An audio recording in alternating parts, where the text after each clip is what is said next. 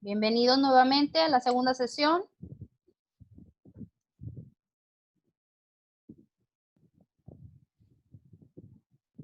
Vamos a esperar un poquito a que se incorporen los demás. Muy bien, ya lo están haciendo.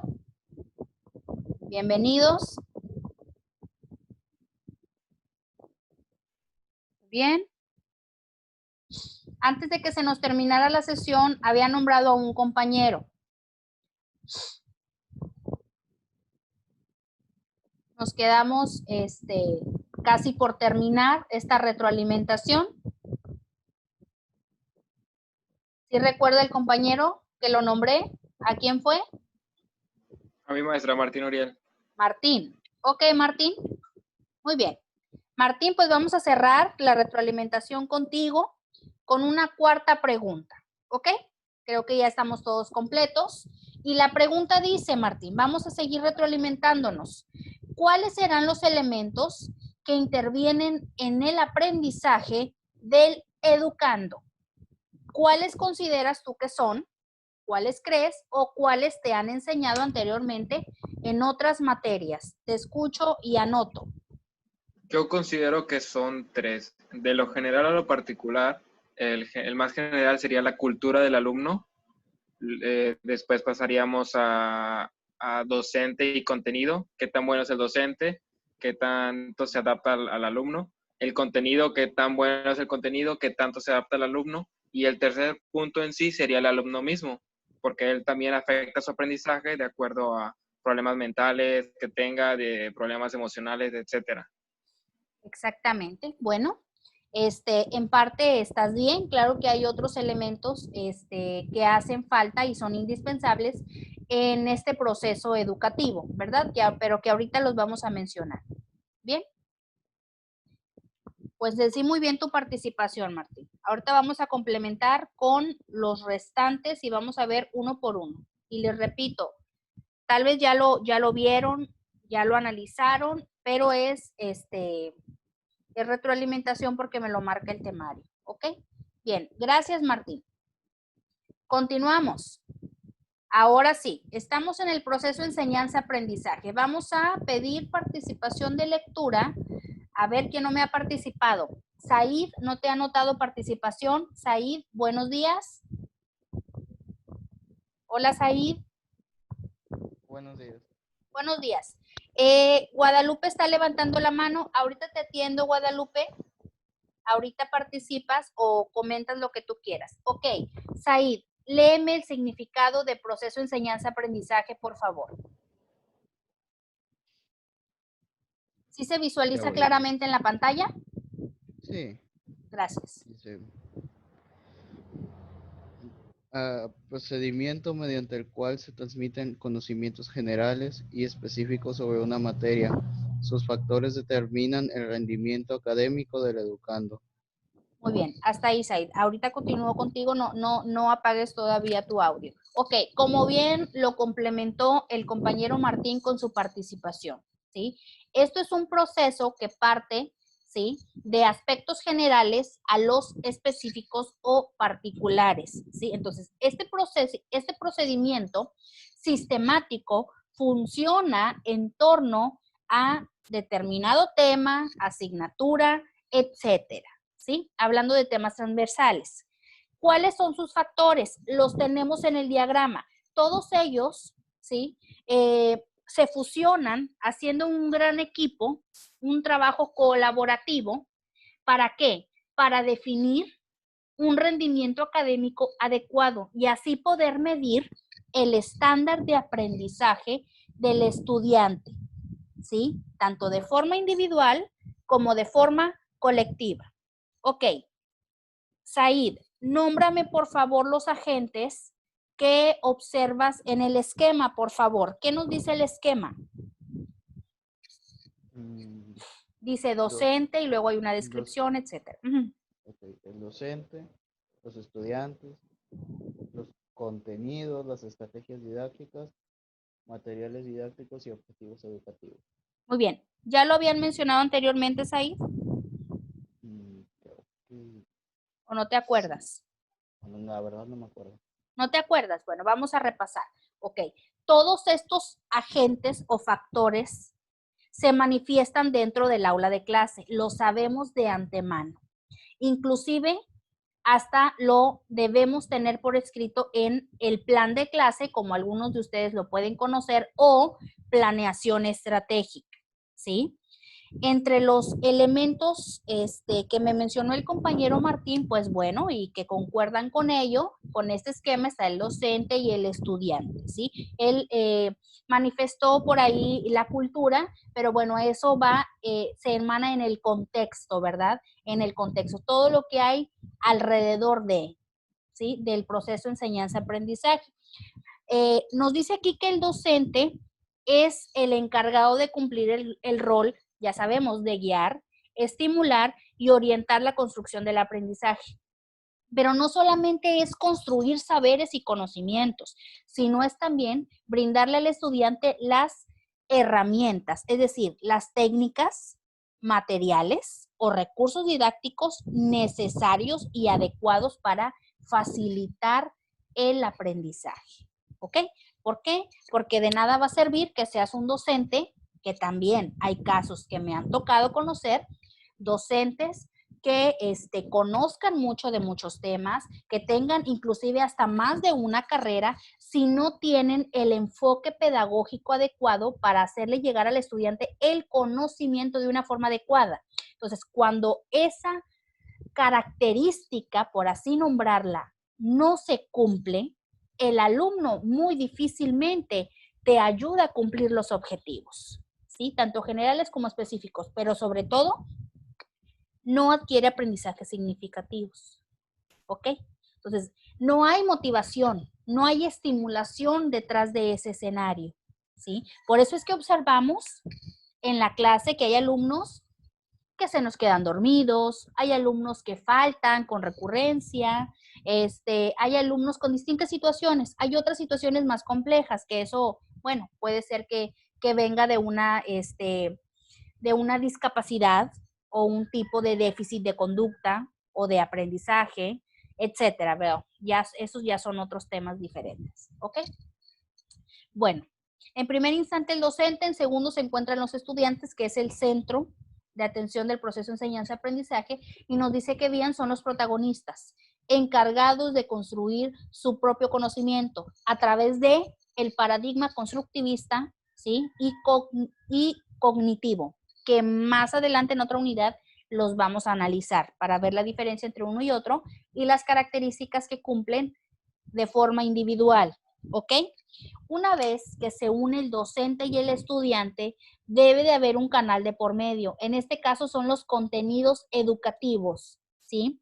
La información que se le transmite al estudiante, es decir, el conocimiento.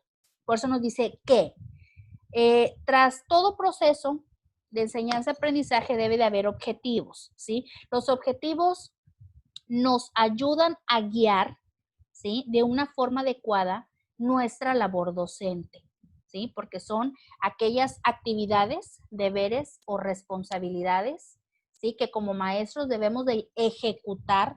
¿Para qué? Para que se cumpla esa meta o propósito deseado, ¿sí? Que es que el alumno aprenda cierto tema, que lo aprenda de una forma fácil, sencilla, que no se le olvide con facilidad el tema, que sobre todo aprenda a aplicarlo en su vida diaria, ¿sí? Después de los objetivos se encuentran las estrategias didácticas, es decir, ¿cómo? Es decir, ¿a través de qué método lo vamos a aplicar? Pues bien, por eso es que más adelante también les va a servir analizar los distintos paradigmas y elementos que componen la estrategia didáctica para que ustedes aprendan a adaptarse, sobre todo primero a conocer, para después adaptarse a un tipo de modelo educativo, ¿sí? Que mejor se ajuste a su estilo de docente que pueden llegar a ser, o inclusive lo han sido, ¿verdad? Repito, si han tenido cierta experiencia dentro del aula de clase. Es decir, ¿cómo lo voy a enseñar? ¿Cómo, por qué y para qué? ¿Ok? Dentro de las estrategias. Y por último, los materiales o recursos didácticos, ¿sí? Esos 100% serán siempre de apoyo y se manifiestan en diferentes formas. Aparte de ser una herramienta muy útil que todo docente toma de la mano, ¿sí? Se convierte en aquel elemento indispensable para facilitar la inducción del conocimiento. Y estamos hablando desde las herramientas multimedia, material impreso, videos, equipo de cómputo, proyectores. Hay instituciones educativas donde inclusive utilizan la pizarra electrónica. O sea, todos los elementos, ¿sí?, que complementa el trabajo del docente se vuelven materiales didácticos y eso compensa, ¿verdad?, el aprendizaje de todo alumno. Bien, continuamos. Vamos a desglosarlos rápidamente de forma individual. Es nada más para complementar la definición de cada uno. ¿Ok? Vamos a repasar. Guadalupe, estabas levantando la mano anteriormente. Guadalupe, buenos días. Guadalupe. Hola, buenos días. Hola, No, buenos es días. que, Estabas le piqué por explorando. error. Ay, bueno, pero ya estando aquí en el momento, ayúdame por favor porque es participación. ¿Qué nos dicen Claro. cada uno de los elementos del proceso enseñanza-aprendizaje? Te escuchamos. Bueno, el docente, como parte de elementos del proceso, tenemos que el docente, el cual es el que planifica determinadas actividades centradas en el estudiante bajo una estrategia didáctica que pretende el logro de objetivos educativos. ¿A qué se refiere? Él es el que nos guía y no deja que nos desviemos a una definición equivocada de lo que queremos aprender en base a estrategias didácticas, que es como ayuda a lograr nuestros objetivos educativos, para que sea más sencillo. A eso nos ayudan las estrategias didácticas. Estudiante. Son quienes obtienen el aprendizaje y alcanzan el logro establecido por el educador mediante instrucciones dadas. Estudiantes, pues somos nosotros, escuchándolos a ustedes y realizando cada actividad. Fíjate, antes de que continúes, Y Guadalupe. contenido educativo engloba un conjunto de conocimientos, habilidades y destrezas enfocados en conseguir objetivos educativos. Objetivos. Se convierten en guías y actos a seguir para lograr adquirir aprendizaje significativo en los educandos a través de herramientas, conceptos básicos, etc. Estrategias didácticas. Con ellas se pretende facilitar el aprendizaje al alumno mediante la adaptación de su perfil, estilo de aprendizaje y modelos educativos, etc. Materiales didácticos. Herramientas de apoyo para el docente y el alumno. Ayudan a atribuir y motivar el proceso educativo. Facilita la ejecución de tareas escolares. Sí. Muy bien, Guadalupe. Te comentaba, en los Y primeros dos elementos. Sí, muchas gracias. Muy amable. Te comentaba en los primeros dos elementos. Todavía no desactives tu audio, Guadalupe, ¿sí? Mira, si nosotros nos remotamos al pasado y mencionamos las principales características de la escuela tradicional y nos atrevemos a compararlas con la escuela, con la nueva escuela mexicana o la escuela contemporánea en la actualidad, ¿verdad?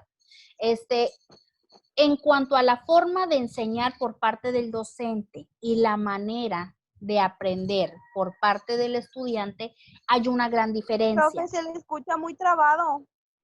¿Me escuchas bien? ¿Me escuchas bien? No, se escucha muy cortado. A ver, ¿alguien más que no me escuche bien que me pueda confirmar o sí escuchan bien? Se escucha bien, maestra, creo que es el internet de ella.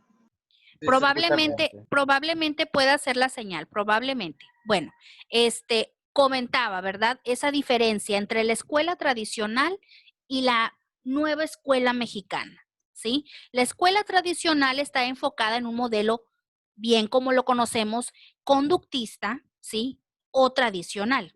Y la escuela nueva está ya más enfocada en el modelo constructivista y cognitivista, donde le da la oportunidad al estudiante de crear y construir su propio conocimiento, ¿sí? Anteriormente no era así. En la vieja escuela, como algunos lo nombran, el docente sí, siempre ha sido el encargado de transmitir el conocimiento, pero no se le podía llevar la contra.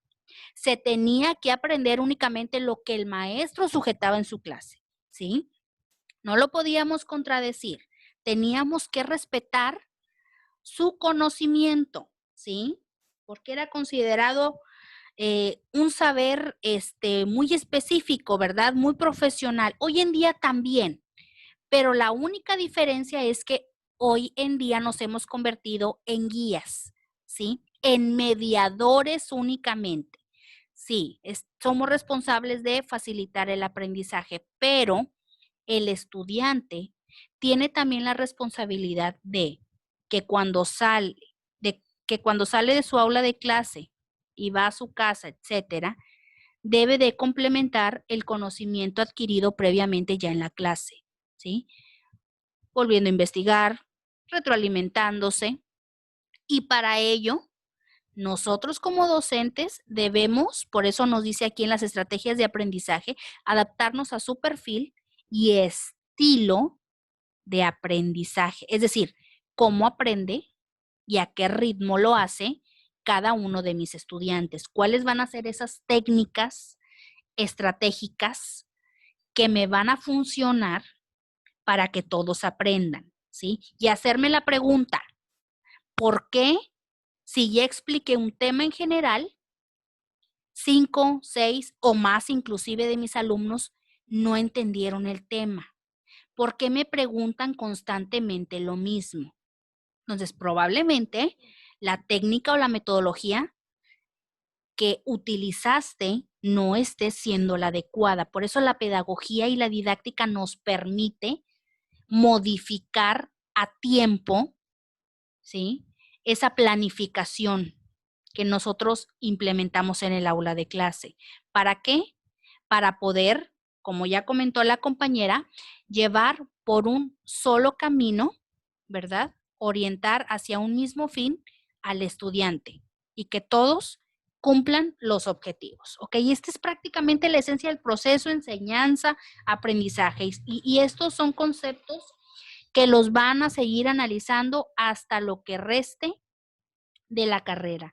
¿Por qué? Porque en todo el ámbito educativo aparecen. Prácticamente son como los protagonistas, ¿verdad? Son conceptos que debemos de canalizar sin duda. Bien.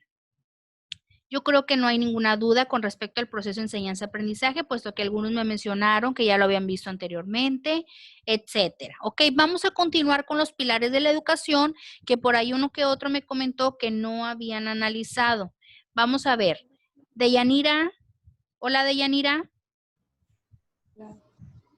Hola. ¿Sí me escuchas bien? ¿No se escucha cortado? Se escucha bien. Muy bien. Fíjate, tú me vas a ayudar a leer qué es y cuál es el objetivo principal de los pilares de la educación. Deyanira, ¿ya lo habían visto anteriormente en la clase? Son 5 pilares en los cuales se basa, son fundamentales y estructuran a la educación. ¿Ya lo habían visto?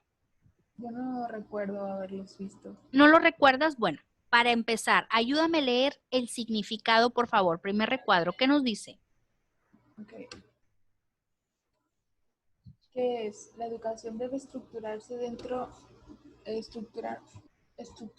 torno a 5 aprendizajes fundamentales, que en el transcurso de la vida serán para cada persona, en cierto sentido, los pilares del conocimiento: aprender a conocer, aprender a ser, aprender a convivir, aprender a ser y aprender a desaprender, se quedan de forma permanente en la formación educativa de todo ser humano. Hasta ahí, haz un pequeño stop. Ahorita continúas. Fíjate, yo quiero hacer un énfasis aquí. Hay que tener bien en claro que la educación se queda en nuestras vidas de forma permanente, ¿sí? Acuérdate que estamos sujetos bajo un sistema de educación formal, informal y no formal. ¿Qué nos quiere decir esto en cuanto a estos 3 tipos de educación? Estamos aunados a la educación formal porque aquellos estudiantes que asisten a una institución educativa, sea pública o sea privada, están sujetos a un sistema, ¿sí? Bajo un calendario, y al término de ese periodo hay una certificación que te avala que ya cursaste, sea preescolar, primaria, secundaria, etcétera, hasta la media superior, inclusive los posgrados, ¿ok? Esa es la educación formal, la que en pocas palabras nos da la SEP, ¿verdad? Nos exige el Sistema Educativo Nacional. La educación informal es la que a veces nos brinda la escuela. ¿Con qué? ¿En qué situación o en qué momento? Con actividades o talleres cocurriculares, es decir, danza, pintura, deportes, ajedrez, olimpiadas del conocimiento, etcétera. Son actividades cocurriculares que están dentro de la escuela. Se pueden presentar dentro de la escuela o fuera de la escuela, como cuáles, pues bien, parecidos a esas actividades que les mencioné, natación, algún deporte, por ejemplo, fútbol, voleibol, béisbol, etcétera, ¿verdad? O sea, hay estudiantes que por fuera adquieren ese tipo de actividades, inclusive para recuperación, no sé, clases de apoyo, etcétera, ¿sí? Entonces, el alumno aprende dentro de la misma escuela, o sea, estoy hablando del contexto escolar, pero fuera del aula. O sea, no estoy hablando dentro del aula, estoy hablando de lo que le enseña su comunidad escolar, pero también aprende fuera de, a través de las experiencias, a través de la interacción socioemocional con otras personas, ¿sí? El conocer gente, el compartir experiencias, el compartir vivencias, ¿sí? Entre otras aptitudes semejantes a quien te rodea, ¿sí? Y cuando hablamos de la educación no formal, es esa educación que nos enseña la vida, que aprendemos con nuestra familia, que aprendemos con los amigos o que aprendemos simplemente en cualquier grupo social en el cual nos encontremos. Entonces, todos esos aprendizajes, sean científicos, que es lo que nos da la escuela, o sean empíricos, que es lo que nos da la vida, los fusionamos y en varios episodios los aplicamos, ¿sí? Entonces, es inevitable porque es parte de la naturaleza del ser, ¿sí? Adaptarnos a la diversidad cultural, pero también aprender conocimientos que las distintas ciencias existentes nos dan, nos brindan, ¿ok? Deyanira continúa con el objetivo. ¿Qué nos dice? Su finalidad radica en la necesidad de los alumnos, consiguiendo que estos obtengan conocimientos graduales y autónomos, pero que también sepan aplicarlos en bien de la sociedad y su vida cotidiana. Esto implica competencias para desempeñarse en el mundo laboral y social, adquiriendo saberes, habilidades, valores y actitudes. Y actitudes, ahí como que me sobró, ¿verdad? Fíjate, Deyanira, es tan importante familiarizarnos con el objetivo de estos 5 pilares de la educación, ¿sí? Porque prácticamente son como columnas que sostienen, ¿sí? Pues ahora sí que el concepto en general de educación. ¿Por qué? Porque al aprenderlos, inculcamos a nuestros estudiantes que estén aprendiendo, adquiriendo conocimiento gradualmente, es decir, constantemente. Por eso la educación es permanente, jamás se deja de aprender. Pero no es solamente aprender todos los días algo nuevo, ¿verdad? Sino es que también convertir a nuestros estudiantes en seres autónomos, es decir, capaces de resolver problemas, de enfrentarse a situaciones de cualquier índole que se les presente, ¿sí? Ser capaces de decidir por sí mismos, pero sobre todo de seleccionar esas cosas que quieren para su vida, ¿sí? Entonces, es difícil en preescolar primaria y secundaria, empezar a hablar de un plano proyecto de vida futuro, ¿verdad? Porque pues son niveles académicos en los que el estudiante apenas está pasando de una fase, está dejando la niñez, entrando a la adolescencia. Hay muchas situaciones que aún no le permitan al estudiante o no es capaz todavía de pensar más allá, es decir, ¿qué quiero ser cuando sea grande, verdad? Por lo regular. Empieza el compromiso y la responsabilidad a incrementarse en el nivel medio superior, que es ya en el bachillerato. ¿Por qué? Porque empiezan a planificar cómo me veo de aquí a 5 años, cómo me veo de aquí a 10 años, dónde planeo estudiar mi carrera, qué quiero ser ahora sí cuando sea mayor, cuando sea adulto, etcétera. Y qué no quiero también para mi vida. Entonces, se vuelven estudiantes con reconocimiento de individualidad, es decir, autónomos, que sepan aplicarlos para el bien de la sociedad, ¿sí? Entonces, nosotros necesitamos de esa interacción sociocomunicativa con quien nos rodea.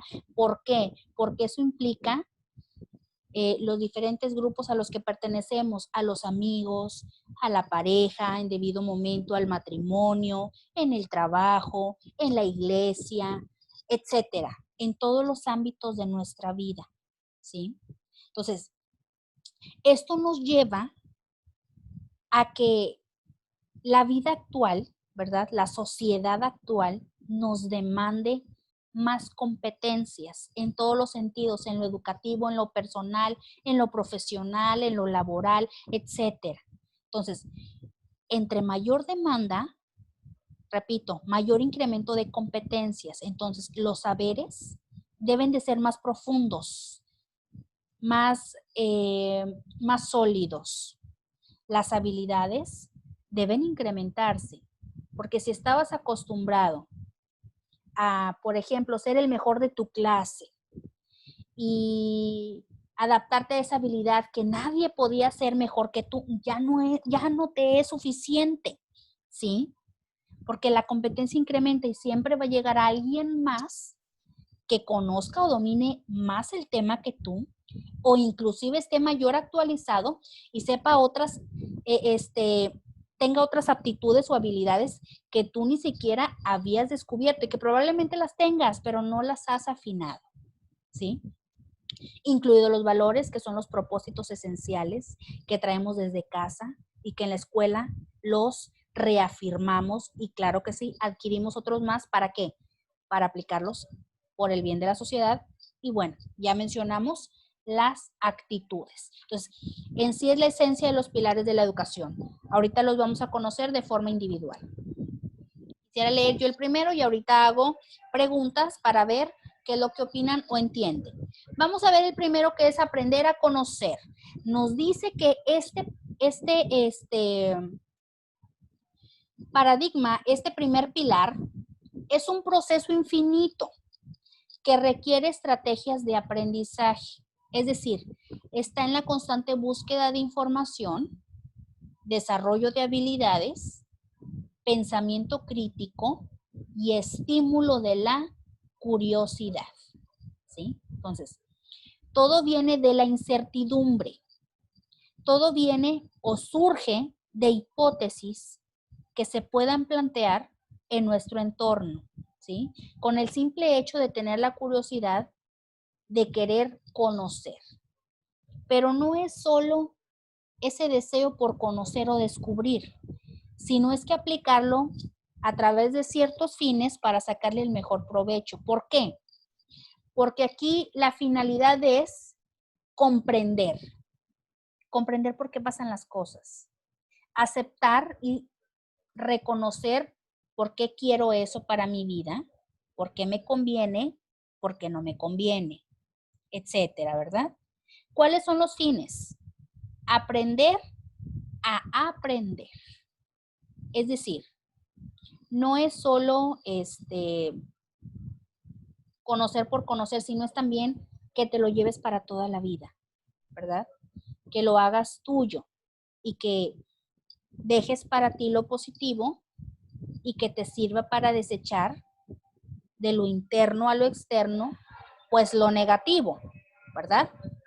¿Para qué nos sirve también el pilar aprender a conocer? Para ejercitar la atención, es decir, estar más despiertos ante las expectativas, ¿sí? O sea, ir un paso adelante de los demás a través de la preparación, pero a través del autorreconocimiento también, ¿sí? O sea, hay estudiantes a los que no se les ha enseñado a ser autónomos, ¿sí? Y dependen del reconocimiento de los demás. O sea, si no se tiene contento a mamá, a papá o al tutor con el que se viva, o inclusive al maestro, ¿verdad? El estudiante empieza a devaluar su autoestima. Ay, es que estoy haciendo las cosas mal porque al maestro nunca le parece lo que hago. Es que el maestro siempre la agarra contra mí. Es que mi mamá me regaña en todo momento. Es que mi papá me compara, etcétera, entre varias situaciones, ¿verdad? Que se le puedan presentar en la vida del estudiante. Ejercitar la memoria nos sirve también. ¿Por qué? Porque no se trata solo de memorizarte algo como si fuera un poema o una canción, sino de interpretarlo y analizarlo, ¿sí? Es más fácil cuando se entiende a que cuando se memoriza, ¿sí? Es más eficiente. ¿Por qué? Porque hay estudiantes que tienen memoria a corto o mediano plazo, entonces los conocimientos adquiridos no le funcionan, ¿verdad? Se le olvidan con facilidad. ¿Qué otra cosa ejercitas? Ejercitas el pensamiento, la habilidad de pensar bajo un enfoque crítico y creativo, ¿sí? Ser capaces de autocriticarnos y aceptar cuando probablemente nos equivoquemos o hacemos algo mal, ¿verdad? Y de ello tomar lo mejor y obviamente renovarnos y, bueno, salir adelante, ser mejores cada día, adaptarnos, etcétera, al cambio, ¿ok? Que se presenten diferentes episodios de nuestra vida. Bien, antes de continuar con el siguiente pilar, quiero comentarles que ya casi se nos acaba el tiempo de esta segunda sesión, así que les voy a pedir, por favor, que escriban nuevamente en el chat la asistencia de la sesión número 2, pero ahora únicamente su nombre. Si alguien se me agregó que no haya estado en la sesión número 1, le voy a pedir solamente a esa persona o personas que me agreguen su nombre completo, su número de WhatsApp y campus. Si ya me lo dieron en la primera sesión, ya no hay necesidad de hacerlo otra vez. ¿Ok? En esta segunda sesión, únicamente nombre completo. Si ya me dieron los datos, por favor. Ya casi se nos acaba el tiempo de esta sesión. Ok. Continuamos con el siguiente pilar. Aprender a hacer. A ver, levante la mano, ¿quién me quiere participar? Aquellos que no me han participado. Yo tengo anotación de participación del día de hoy de Jonathan, Ariel, Ana, Martín, Said, Guadalupe y Deyanira. Alguien que no me haya participado y quiera llevarse una participación. Puede levantar la mano o activar su micrófono y decir, maestra, yo participo. ¿Quién me falta por participar? ¿Alguien me está faltando? Sonia, sí, apenas te estaba detectando, Sonia. Ok, Sonia, ¿me puedes ayudar a leer, por favor, el pilar Aprender a hacer? Aprendizaje para el cambio. Estimula la capacidad emprendedora, la iniciativa y la innovación. Vincula entre la teoría y la práctica. Significa poder para influir sobre el propio entorno mediante la capacitación del individuo enfrentando la realidad y el desarrollando un perfil profesional para el futuro. Fines: trabajo colaborativo, aprendizaje significativo, competencias, habilidades y destrezas. Muy bien. Sonia, quiero preguntarte. Cuando, bueno, actualmente eres estudiante, ¿verdad? Sí. Vaya, encaja esta pregunta para tu vida actual. ¿Cómo aprendes mejor, Sonia? ¿Con base a la teoría o con base a la práctica o necesitas de los dos? De los ¿Cómo dos, aprendes mejor? ¿Por qué necesitas de los dos?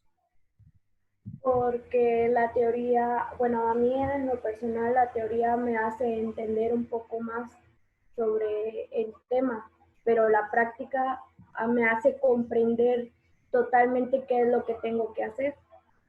Muy bien. Sí, me lo he explicado bien. Sí, tienes razón, es muy respetable tu opinión. Sonia, ¿consideras tú que todos o la mayoría de los estudiantes aprenden así como tú lo mencionas, con ayuda de la teoría y la práctica? ¿Crees que todos aprenden al mismo ritmo? No, es que yo creo que depende también de los temas, ¿verdad? De la situación. Hay en situaciones que tienes que ver teoría para poder comprender y para poder seguir la práctica. Y hay veces que simplemente con un poco entiendes y puedes hacer la práctica muy bien. Muy bien. Y creo que Fíjate, no, sí, te quiero platicar. No depende tanto de la circunstancia, depende del estilo de aprendizaje del estudiante, ¿sí? Porque si a ti se te presenta en tu clase estudiantes con estilo visual, ¿sí? Muy difícilmente te van a entender o te van a aprender con la teoría, en este caso escrita, ¿sí? Entonces, el alumno visual tiene siempre que relacionar ese concepto, ese tema, etcétera, cualquier tipo de información que quieras darle con símbolos, imágenes, videos, etcétera. Todo aquello que sea gráfico, ¿verdad? Entonces, por eso es que nosotros tenemos el deber de identificar quiénes de todos mis alumnos de la clase son visuales. Entonces, si yo como docente me pongo a impartir teoría de cualquier tema, sí, y no lo fusiono con los estilos de aprendizaje de todos mis estudiantes, va a haber estudiantes que se me van a quedar en el camino, van a reprobar, no van a aprender, les puedes preguntar una y otra vez y no te van a entender. Ahora bien, esos son los estilos visuales. Está el estilo auditivo, ¿sí? O sea, a veces podemos notar que el estudiante está volteando para otra parte, está distraído, está con la mirada baja y tú dices, bueno, ese estudiante no está poniendo atención, no me está entendiendo y a veces hasta llamadas de atención les hacemos, pero probablemente, ¿sí? Ese estudiante sea auditivo, es decir, esté receptando todo lo que le estás diciendo y si le haces preguntas, te va a contestar con respecto al tema. Y tú dices, wow, creí que no me estaba poniendo atención, pero quiere decir que él aprende a ritmo auditivo. ¿Ok? Y por último está el estilo kinestésico. Los alumnos kinestésicos necesitan solamente de práctica. ¿Por qué? Porque para ellos la teoría no le basta, ¿sí? Te receptan teoría, pero si no lo comprueban con cuenta propia o llevan a la práctica, ¿en qué sentido? A través de una actividad, puede ser un resumen, un cuestionario, un crucigrama, una práctica de laboratorio, etcétera, todo lo que se te pueda ocurrir en torno a la práctica, ¿verdad? De X tema. Entonces, ese estudiante aprende de una forma más dinámica, de una forma más interactiva. Entonces, si nosotros no identificamos desde el primer día de clase los distintos estilos de aprendizaje, nuestra planeación estratégica, por muy buena que sea y por muy buena crítica que te pueda dar otro compañero docente, el personal administrativo de la escuela, etcétera, no te va a funcionar así de fácil. ¿Ok? Entonces, depende no tanto de la circunstancia, sino también del estilo y ritmo de aprendizaje de cada estudiante. Y eso se identifica de forma individual. ¿Ok, Sonia? Otro concepto nuevo es el trabajo colaborativo. No sé si ya lo habían mencionado anteriormente, ¿sí? Es decir, aprender a trabajar en equipo, ¿sí? Entonces, todos los estudiantes deben de tener y aprender a implementar esta peculiaridad en su estilo de aprendizaje. ¿Por qué? Porque en cualquier sitio en el que se encuentre van a tener pues a veces la obligación de interactuar con gente y tener que respetar diferentes puntos de vista. Inclusive